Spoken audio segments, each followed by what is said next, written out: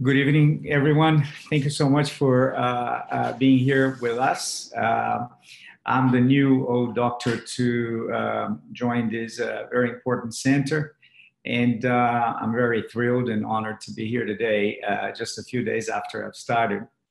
I want to say that I have no conflict of interests, and I do have written consent to show you some of these videos. So I was asked to talk about the current concepts of ambulatory CP surgery. If we think about it, CP surgery or surgery in general is probably most certainly the most drastic intervention that any patient will have in life. Therefore, we need to be really careful that we're doing the right things.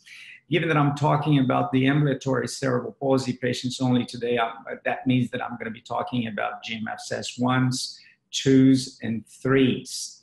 This is actually a very simple talk. I thought about what is it that really matters to us, I think, orthopedic surgeons nowadays, and with all the knowledge that we've gathered over the last 30 years based on gait analysis, that makes us decide on cerebral palsy surgery and which surgery. So I'd like to talk a little bit about principles, and we know that principles rarely change. Of course, the physics are changing now with all these new studies and people going to Mars, but in general, principles rarely change. So I'd like to talk to you about 3 or 4 principles that I find extremely important and many people tend to forget. And I must say that many orthopedic surgeons tend to forget.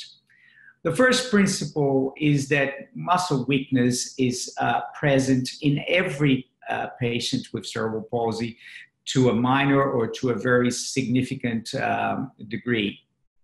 This is a good paper that shows that. These authors compared muscle volume and body mass in typically developing kids compared to cerebral palsy kids. And you can see that all the lines below are related to muscles in cerebral palsy kids. So there is absolutely no doubt and plenty of evidence that cerebral palsy carries quite a bit of weakness and global weakness.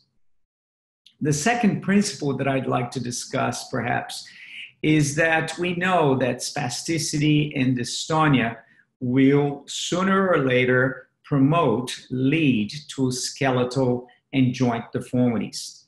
And we call these days joint deformities and skeletal deformities, that's what we call lever-arm disease or dysfunction. That's a very easy concept to understand. You can see this teeter-totter here with a heavy rock and someone very weak on one side. And on top of that, the plank is very pliable and it's bending. So for this poor person to raise that rock, not only he or she has to put a lot of effort, but he will only be able to raise the rock so much because the plank is bending anyway. So this is a very important concept that applies to the orthopedic treatment of cerebral palsy. The third principle is then that if you have weak muscles trying to propel a deformed skeletal, I can bet and I can tell you that these muscles will fail. This system will fail. There's not a lot that we can do about the weak muscles, but we know now that we can do quite a bit about the deformed skeletal. And this is a very good example of someone who has feet that are flat and they're pointing east and west, and the knees are a little bit bent. And we know that this patient has dystonia and a little bit of athetosis. And you can see that he's not pushing himself very much, and his mom is giving him a lot of support. So this is a very typical example of weakness, lever-arm disease, and issues with balance and equilibrium. So let's talk now a little bit about the fourth principle now. We know for sure, and there are many papers written about this issue, that even the most prudent, conservative muscle or tendon lengthening procedure leads to further weakness. And we believe that this weakness very often is permanent. Once you've lengthened the muscle, it's weaker than what it was before, and this weakness stays there for a long term or a long time. So based on these 4 principles, I would like to draw some of what I call current concepts in orthopedic surgery for children and adults that are ambulatory with cerebral palsy.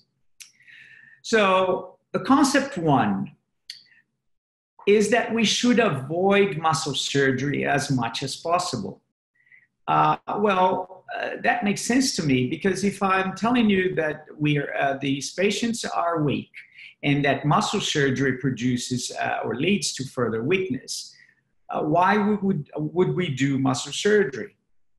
Well, sometimes it is inevitable, because if the muscles are too contracted and shortened, then the joints can't move, and then we have to lengthen them. So what do we do then? Well, I think the concept 1 relates to the smallest possible surgical dose when lengthening muscles.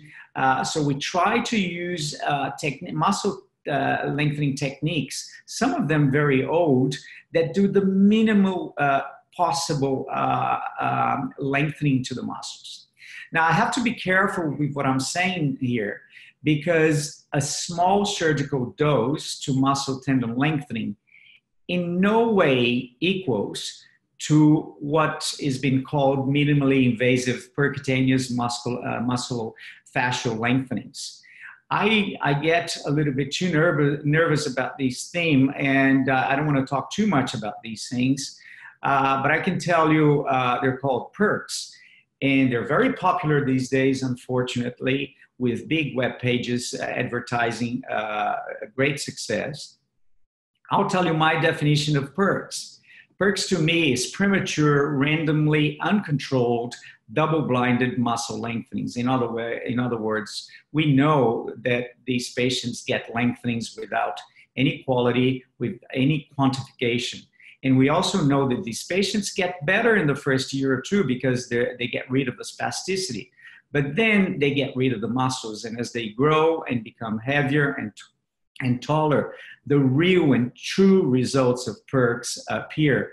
And unfortunately, then these patients come to us asking for help, and with no muscles left, it's really hard to help them. So Dr. David Chambers wrote about this in Child and Developmental Neurology last year, if you want to know more about how much we don't consider these procedures appropriate. So this is just a simple example of a technique, which is a no technique to lengthen the calf muscles. We can cut the fascia around the calf muscle, but we want to see the fascia. We want to make sure that we're cutting the fascia and not the muscle fibers itself. And the only way you can do it appropriately is to open a little incision and put your eyes and your hands and your instruments in there. When you do it through the skin, you actually have no control of what you're lengthening. So the concept 2 relates to that principle, weak muscles and poor levers. So if we don't want to do too much to the muscles and we know that the levers are deficient, then we can try and fix or improve the levers. And I can tell you that orthopedic surgeons are way much better at fixing levers than at lengthening muscles in general. So this is what I mean. You have a patient where the lower limbs are pointing east and west. There are complex deformities there. And then when you go there and you work on the bones mostly, you keep everything in line, all aligned in the same direction as gait. And that makes it easier for the weak muscles to work on these bones and joints.